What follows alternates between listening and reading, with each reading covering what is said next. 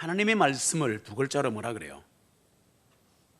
성경, 영어로는 바이블. 그런데 이 하나님의 말씀인 성경책은 크게 두 부분으로 나뉘어져 있죠. 뭡니까? 신약과 구약, 구약과 신약을 나누었다. 구약은 영어로 Old Testament, 신약은 New Testament라 그럽니다. Testament라는 말이 뭐냐 하면 언약이라는 뜻입니다. Covenant. 구약은 구니까 옛 언약이 됩니다. 신약은 뭐가 되겠어요? 새 언약이 되는 겁니다. 그래서 하나님께서 우리에게 주신 우주적인 약속들입니다. 그리고 이 테스트먼트에는 유언이라는 뜻도 포함되어 있어요. 정리하면 이렇습니다. 성경은 하나님의 언약과 유언이라는 겁니다. 사람은 죽을 때나 죽기 전에 대개 유언을 남기잖아요. 여러분은 어떤 유언을 후손들에게 남기고 죽고 싶으십니까? 지금부터 생각하셔야 돼요. 유언을 생각하셔야 돼요. 그 유언이 내 인생 가치관이 100% 반영됩니다. 위대한 복음 전도자 사도 바울은 이 세상을 떠날 때가 가까워지자 복음으로 낳은 아들 디모데에게 유언을 남깁니다. 그 유언이 디모데서입니다. 디모데후서 4장 1절로 5절입니다. 같이 읽습니다. 그러므로 내가 하나님 앞과 주 예수 그리스도께서 나타나심과 그분의 왕국에서 산자들과 죽은 자들을 심판하실 그분 앞에서 내게 명령하노니 말씀을 선포하라. 때를 얻든지 못 얻든지 항상 대비하라. 모든 오래 참음과 교리로서 책망하고 꾸짖고 권면하라. 이는 때가 이르리니 사람들이 바른 교리를 견디지 못하고 귀가 가려워 그들 자신의 정욕을 쫓아 선생들을 많이 두리라. 또한 그들은 진리로부터 그들의 귀를 돌이켜 꾸며낸 이야기들을 따르리라. 그러나 너는 모든 일에 깨어있어 고난을 견디며 전도자의 일을 행하며 내 사역을 온전히 입증하라. 아멘. 바울은 이미 오랜 신앙의 연륜을 쌓아왔습니다. 유럽 전체를 전도하면서 아주 베테랑 복음 전파자가 되어 있었습니다. 그런데 이 자신의 경험과 영적인 직관으로 바울은 뭐를 깨달았냐면 내가 죽고 나면 복음을 전파하는 사람들의 정신과 태도가 변질될 거란 걸 알고 있었습니다. 그게 바로 이 말씀이잖아요. 때가 이르리니 사람들이 바른 교리를 견디지 못하고, 그때나 지금이나. 왜? 힘드니까. 그렇게 살기는 힘들다고 생각하니까 그런 겁니다. 뿐 아니라 귀가 가려워라는 말의 영적 의미는 그 말씀 말고 달콤한 얘기를 달라는 얘기예요. 내게 당장 급한 문제 해결할 말씀을 달라는 거예요. 주 예수 그리스도를 바라보면, 십자가를 바라보면 모든 문제 그분이 해결하시는데도 당장 필요한 먹을 거, 입을 거, 자식 문제, 무슨 문제, 이거를 설교로 달라고 하니까 선생들이 바뀌어버린 거예요. 이거 보시면 귀가 가려워 자신의 정욕을 좇아서, 자기 욕심을 좇아서 선생들을 많이 두리라. 귀는 넓어져 버린 겁니다. 오만 때만 설교는 다 듣고 있으면서 행하지는 않는 거예요. 근데 이것은 이 시대뿐 아니라 그 시대뿐 아니라 특별히 우리가 살고 있는 이 시대까지 포함한 정확한 예언입니다. 말씀이잖아요. 그럼에도 불구하고, 이런 상황에도 불구하고 바울이 디모데에게 한 명령이 뭐냐? 너는 말씀을 선포해라. 그렇든가 말든가 말씀만 선포해라. 때를 얻든지 못든지 선포해라. 이렇게 말했지 않습니까? 영으로 난 아들이에요. 후계자입니다. 이 말씀은 디모데뿐 아니라 오늘날 이 시대를 사는 모든 주의 종들과 성도들에게도 동일하게 주어진 말씀이에요. 바울은 마지막 순간까지 복음 전파의 열정을 잃지 않았다는 겁니다. 우리들의 기대기를 소망합니다. 그래서 복음을 전파하면서 겪은 모든 고난과 외로움, 바울의 고난과 외로움은 말로 다 할 수 없습니다. 성경 보시면 두들겨 맞고, 동족에게 살해 위험 당하고, 강도 때를 만나고, 굶고, 이거는 거의 사람으로서 받을 수 있는 모든 핍박을 다 받은 사람이에요. 그냥 고난이라 해서 그런 거지. 이 복음 전파하면서 겪은 고난과 외로움은 말도 못해요. 도망가는 거야. 대마도 떠나고. 맞아요. 훈련시킨 사람 다 떠나는 거, 도망을 가는 거야. 이런데 이 외로움도 혹은 복음 수호자로서의 사역을 완전화되는 자신의 마음 부담과 각오에 비교하면 나 아무것도 아니야. 죽을 판 살 판이라도 내가 이 복음을 전해야 되겠다는 이 사명에 비하면 그건 아무것도 아니라고 말합니다. 대단하지 않습니까? 디모데후서 4장 16절로 17절을 같이 읽습니다. 내가 처음 해명할 때에 나와 함께한 자가 아무도 없었고 모든 사람이 나를 버렸으나 이것을 그들의 탓으로 돌리지 아니하시기를 내가 하나님께 기도하노라. 그럼에도 불구하고 주님께서는 나와 함께 하시어 내게 힘을 주신 것은 나를 통하여 선포된 말씀이 충만히 알려져 모든 이방인들로 하여금 듣게 하려 하심이니 내가 스자의 입에서 건짐을 받았느니라. 아멘. 나와 함께한 자가 없었고 다 나를 버렸노라. 어마어마한 고독 속에 살았습니다. 인간적으로는. 그렇지만 바울은 주님이 내게 힘 주셔서 나를 통하여 선포된 말씀이 충만히 알려져서 모든 이방인들로 듣게 하려고 나를 보내셨다. 바울은 십자가의 전달자였습니다. 우리 모두 십자가의 전달자가 되기를 소망합니다. 기록된 대로 에베소 교회 장로들에게 주는 바울의 권면을 통해서 우리는 바울의 수고의 영을 생생히 볼 수가 있습니다. 물론 2000년 전 성경의 장로는 지금의 목사입니다.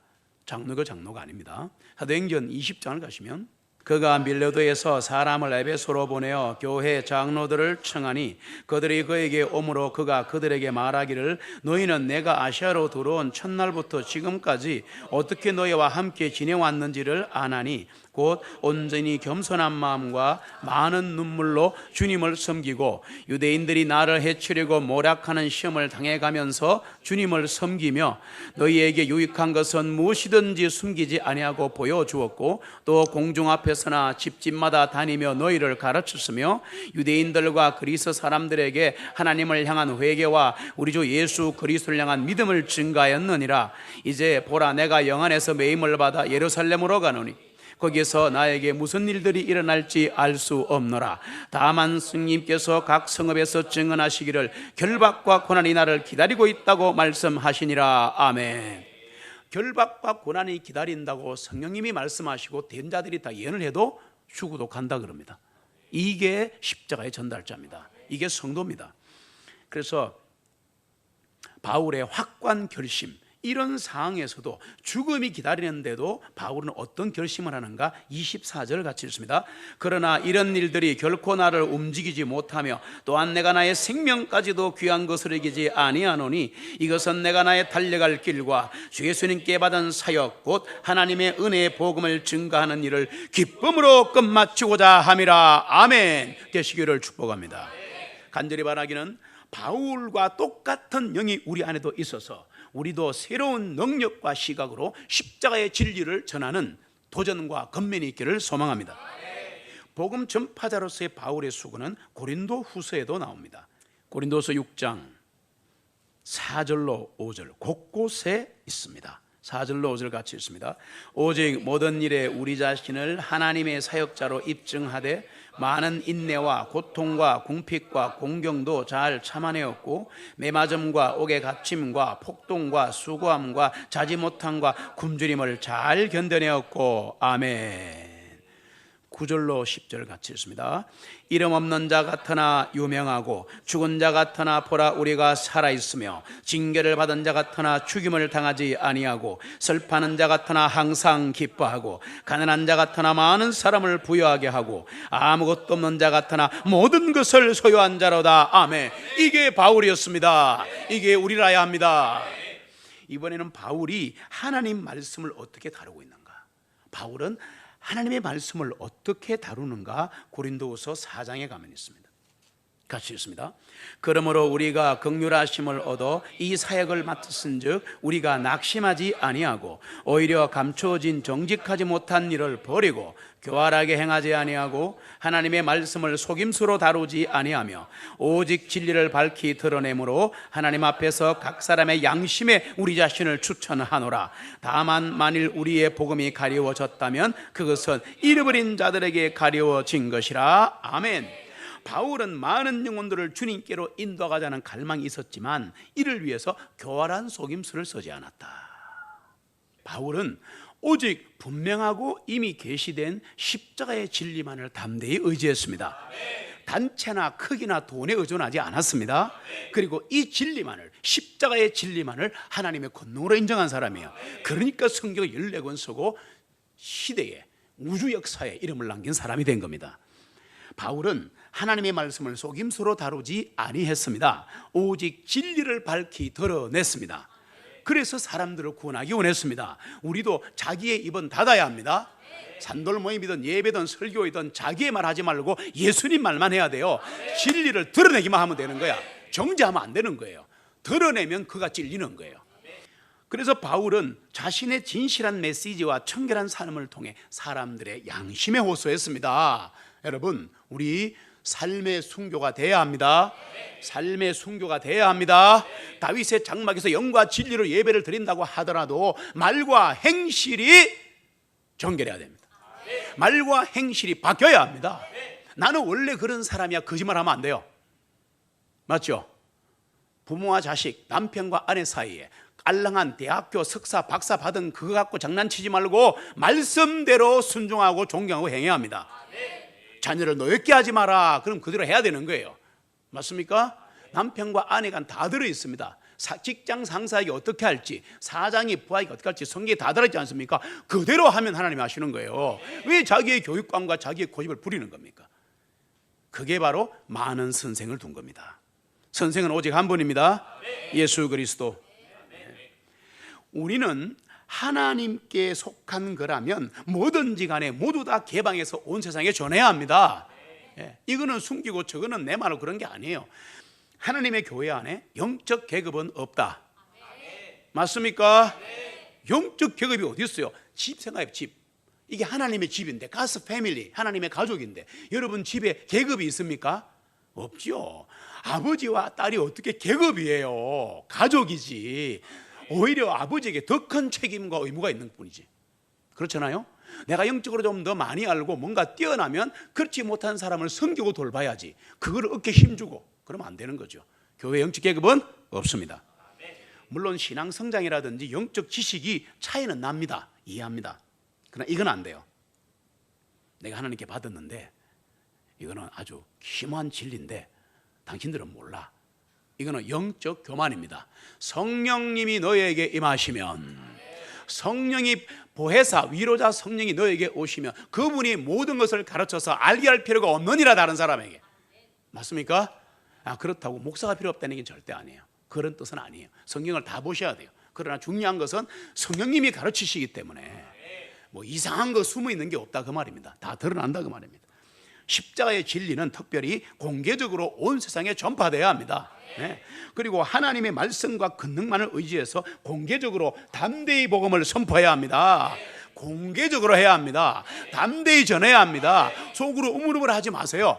걱정하지 마세요. 복음을 전하면 바울처럼 그 정도로 죽지는 않을 겁니다. 대한민국은 헌법이 아직도 잘 돼 있어가지고 막 전하는데 와가지고 두드리 패고 그런 사람 아무도 없어요. 그냥 눈 홀키고 가는 정도로 이렇게 해봤잖아요. 한 소리 하고. 그럼 들으면 되지 뭐 어렵습니까? 예, 감사합니다. 그냥 째리 보는 사람도 관심이에요. 이해됩니까?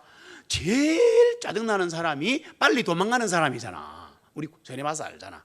그리고 막 우리를 먹어보듯이 피해가는 사람. 그게 힘들지. 와서 한 소리 하는 사람은 관심 있는 거예요. 그때 보험으로 찔러보는 거라. 감사합니다. 예수 믿고 구원 받으세요. 맞죠? 감사한 거예요. 감사.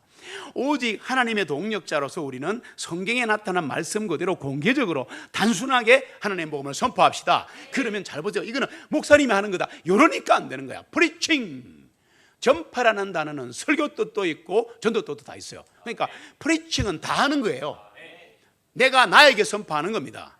나사렛 예수 그리스도를 영광하느니 우리 가정을 감싸고 있는 흑암의 세력은 물러갈지어다. 이거 복음 선포 아니에요? 힘들어지면은 나는 십자가에서 죽었다. 맞죠? 그렇게 선포하는 게 다 선포란 말이에요. 그 순간 나이가 물러가 버리는 거야. 그걸 모르고 멍청하게 얻어 터지면서 한 달간 1년간 얻어 터지고 있는 거야. 기도만 한다고 되는 게 아니에요. 선포해야지. 나는 하나님의 자녀다. 어디서 내를 손대? 조말할 때 가라. 예수님 이름으로 꼭 붙여야 돼. 내가 나가라 하면 절대 안 나가요. 네가 뭔데 그렇게 말합니다. 오늘날 눈에 띄게 보이는 교회의 배도 현상은 바울이 가졌던 이 태도와 방법으로 십자가의 진리를 선포하면 극복할 수 있는데, 배도 현상, 교회가 교회답지 못한 현상, 그 책임이 양들에게 있을까요? 양무리 치는 목자에게 있을까요? 여러분 어떻게 생각하세요? 쌍방에다 책임이 있다는 것이야 합니다. 바른 말씀을 선포하는데 도망가잖아. 맞죠? 듣기 싫잖아. 그대로 살리니까 힘들거든. 술 마시지 마, 담배 피우지 마, 똑바로 앉아, 말씀 들어, 뭐 하니까 힘들어지는 거야. 난 내 대로 살고 싶다고, 내한테 좋은 얘기만 해줘, 내가 헌금할 테니까. 이게 타협이 된 겁니다. 이게 지금 타협이 된 게 현대교회입니다.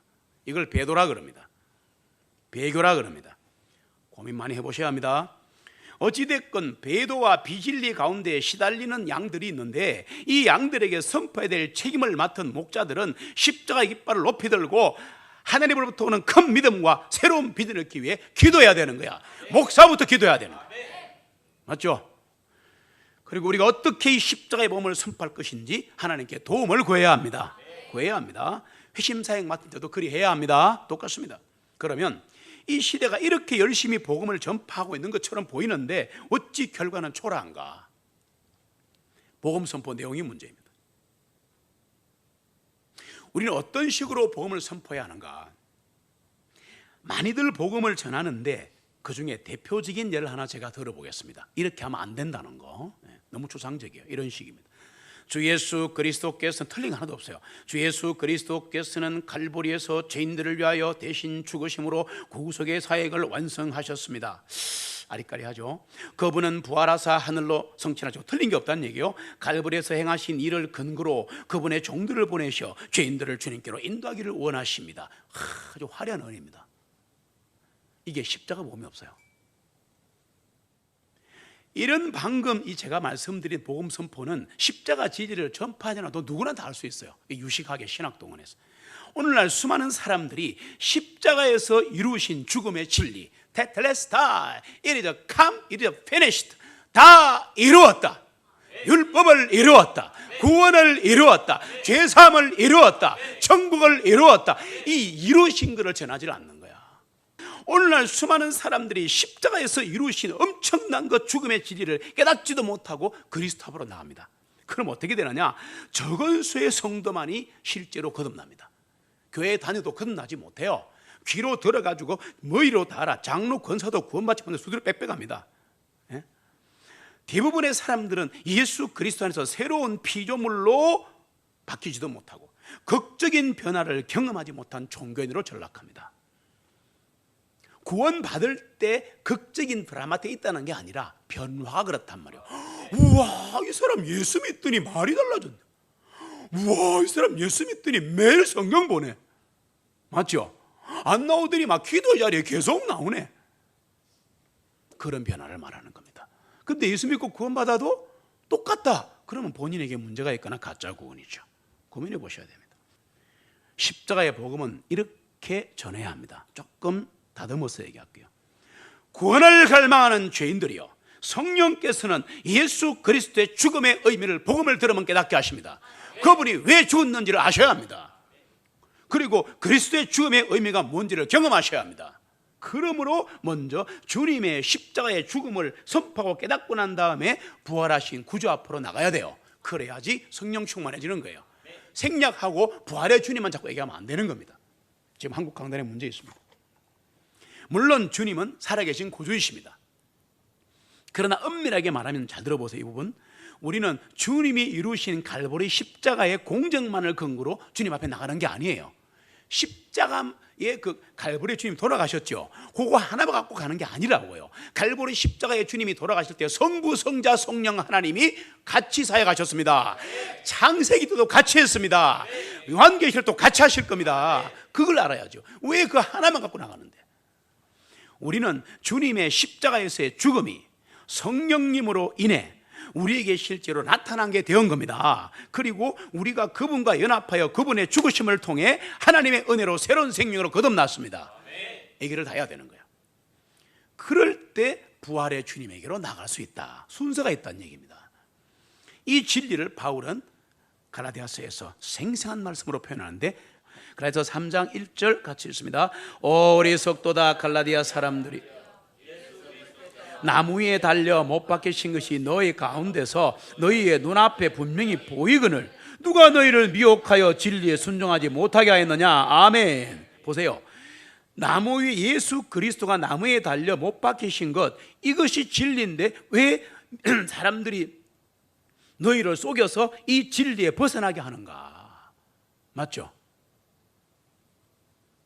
너희의 눈앞에 분명히 보이거늘 이란 표현의 의미가 뭐냐 하면 이런 뜻입니다. 그림을 크게 그려서 엄청 크게 그려가지고 어마어마하게 큰 높은 건물에 달아놓고 착 보면 지나가면 다 보이게 만들었더라는 뜻이 헬라 뜻으로 있습니다. 됐어요? 지나가면 다 보이는 거야.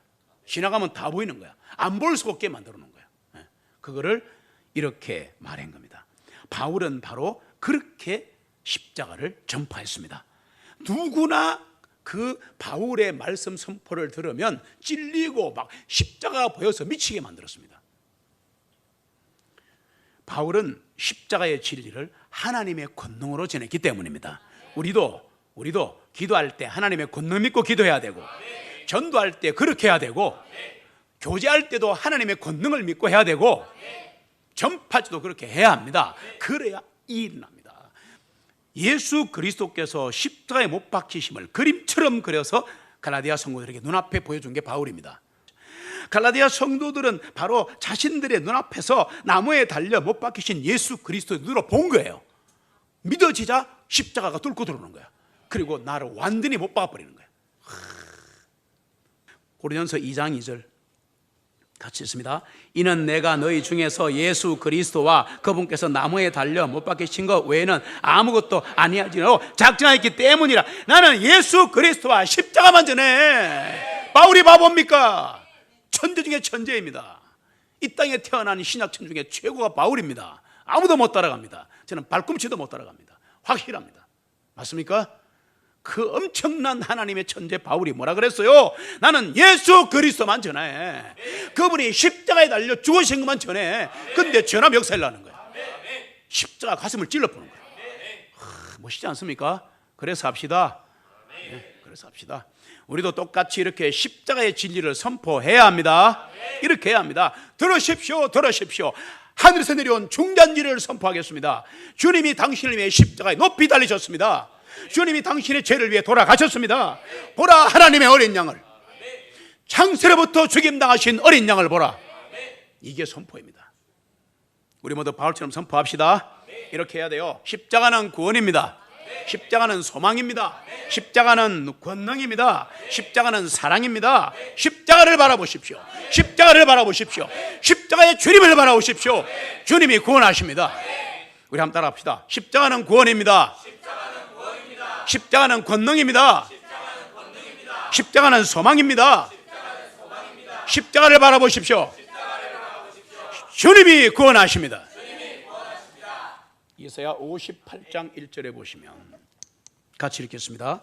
아끼지 말고 나팔같이 내 목소리를 높여 크게 외치라. 내 백성에게 그들의 허물을, 야곱의 집에 그들의 죄들을 보이라. 아멘. 외치면 죄가 보이게 돼 있는 거예요. 아끼지 말고 나팔같이 내 목소리를 높여 크게 외치라. 하나님 하시는 거예요. 우리는 하늘나라의 대사들입니다. 하늘나라의 전사들입니다. 십자가의 진리를 맥없이 의기소침하게 대충 선포하지 맙시다. 두려워하지 말고 목소리를 나팔처럼 높여서 크게 불어 외칩시다. 가정이 무너집니다. 직장이 무너져요. 하나님은 이 시대에 그분의 복음을 선포할 자를 찾고 계시는 겁니다. 누가 이 십자가의 진리를 나팔같이 선포할 것인가? 보라, 세상 죄를 지고 가져가신 하나님의 어린 양이더라고. 누가 이 세상에 크게 외칠 것인가? 그게 바로 나이기를 소원합니다.